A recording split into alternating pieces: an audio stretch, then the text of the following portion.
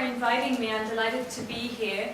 For those of you who don't know who I am, I work in the sociology department. I'm a lecturer there, and I mainly work on issues of race and racism, which means that I can't really do other than to speak on behalf of a boycott of Israel, an economic, a cultural, and an academic boycott of Israel, view the occupation, and view particularly the latest war in Gaza, which we were also outraged by. Having said that, it's absolutely impossible for me to talk on behalf of the Palestinians. And that's because, whether by an accident of birth or whatever, I happen to be the holder of an Israeli passport. My mother was born in Palestine, as she says, because she was born in 1944, 4 years before the building of the state of Israel and the Nakba. And I myself was born there in 1973, some 6 months before the so-called Yom Kippur War. So this makes it absolutely impossible for me to speak on behalf of the Palestinians.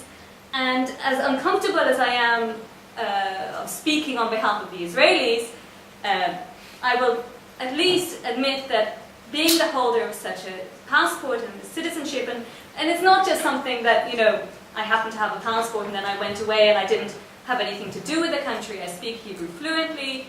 I visited the country every single year for several months as I was taken there as a child, and so on. So, because of all of these things, I feel it is important to admit that we have a responsibility, okay, as people who are Israeli whether by an accident of birth or because they live there, have a responsibility to speak out against the occupation. And in particular, as Jews also, as people who, as is often said, have survived millennia of persecution, I think we have an even more heavy responsibility on our shoulders to speak out against the Israeli racist state. So, I'm just going to say very, very brief things. I'm not an expert, as Samia is, of the whole situation, and I'm going to speak more on a kind of a personal level as to why I feel it's important for us to have a boycott. The first thing that is important to say is that it's not something that is being called for from the outside. Okay? It's not something that some well-meaning students at Sussex or some kind of lefties marching up and down the road think that it would be a cool thing to do, right? It's something that Palestinians themselves have called for, but also, and importantly in terms of where I'm speaking from, it's something that radical anti-Zionist Israelis are also calling for. Okay? And we have a responsibility as people who care about persecution, oppression and racism to actually listen to that call.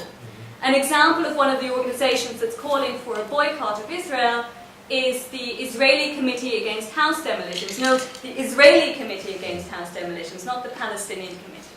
Okay, so there are organizations of Israelis who have themselves realized, and I'm not sure they would have held this position even 5 years ago, I don't know, but I'm just wagering that they may not have held such a radical position before, that we've come to a situation in which this is the only thing that can be done. And inspired very much by the South African case, and have no doubt that it was sanctions against South Africa that did play a very major role in leading to the destruction of apartheid, that we take that inspiration and that we call for this boycott.